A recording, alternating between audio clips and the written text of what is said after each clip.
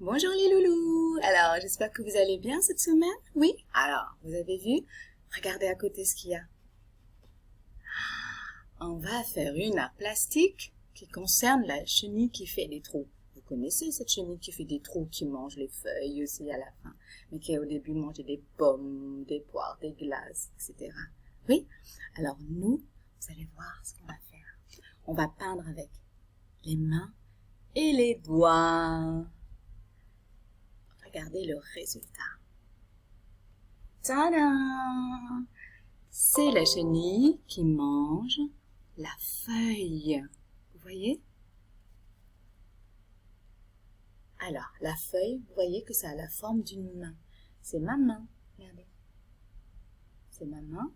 Et la tête et le corps ont été faits par mon pouce. Regardez, il est encore rouge. Et mes doigts pour faire le corps. On aura besoin donc de peinture, du rouge pour la tête, du vert pour le corps et la feuille. On aura besoin de deux verres, un vert foncé pour la feuille et un vert plus clair pour le corps. Et on aura besoin aussi d'un petit feutre marron ou noir pour faire les yeux, les antennes ici et les pattes. D'accord? Il faudra prendre une petite feuille blanche de la taille que vous voulez, mais bon. Ensuite, vous aurez besoin d'un pinceau pour peindre votre main et vos doigts. Et c'est tout. On commence d'abord par peindre en vert foncé la main. D'accord les loulous? On fait toute la main. Je ne vais pas vous le faire parce que je l'ai fait déjà ce matin plusieurs fois. Donc on peint toute la main et on la dépose bien serrée, les doigts bien serrés, bien serrés, hein, les loulous. On l'écarte pas les doigts. On les serre cette fois-ci. Et on applique sur la feuille comme ceci. Clac, pour avoir une belle empreinte de main. Si vous voyez qu'il y a des espaces blancs à l'intérieur, il faudra prendre votre pinceau et avec la même couleur de vert, peindre à l'intérieur pour qu'on ne voit plus de blanc. D'accord les loulous? Oui? Très bien. Ensuite, quand la main est finie, on prend la couleur marron. Pourquoi à votre avis la couleur marron? Mais oui, pour la petite branche, la feuille, elle tient pas toute seule dans l'arbre. Il faut une petite branche marron. Alors on fait un petit trait, pas droit, hein, un trait couché. Un gros trait en haut qui devient de plus en plus fin. Vous voyez? Très bien. Ensuite, on va attendre un petit peu que ça sèche, surtout la branche là. Et quand ça a fini de sécher, vous pouvez peindre en rouge votre pouce. Il est où le pouce? Le pouce est le plus gros doigt de la main. D'accord? Votre pouce. Alors, on prend le pinceau, la peinture rouge et on applique sur le pouce, les loulous. Un beau rond. D'accord? Un beau rond.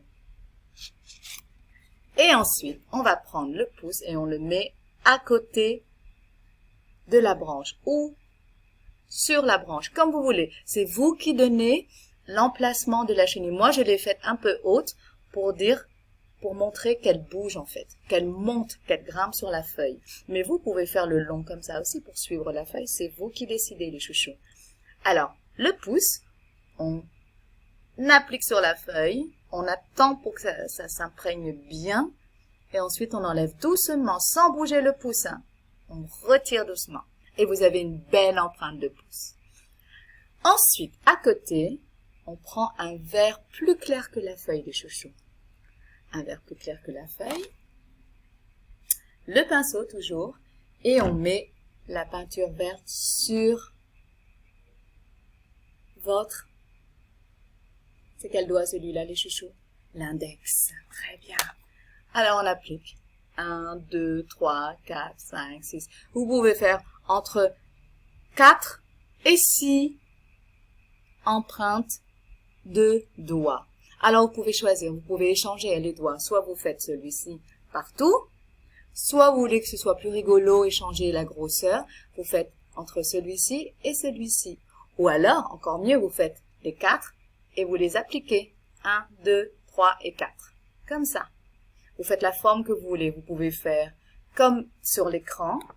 Regardez, elle bouge. Vous pouvez faire un pont comme ça. Ou vous pouvez la faire toute droite comme ça. Ou un gros pont comme moi. C'est vous qui décidez, les chouchous. Et ensuite, on laisse sécher. Une fois que tout est sec, je dis bien une fois que tout est sec, attention, on attend que ce soit sec, hein. D'accord? Une fois que tout est sec, vous prenez un feutre et vous dessinez les yeux de la chenille, son petit nez, sa grande bouche qui mange toujours les fruits, les légumes et la feuille, et ses antennes. Ensuite, on passe au corps, on fait les petites pattes de la chenille, les chouchous, d'accord?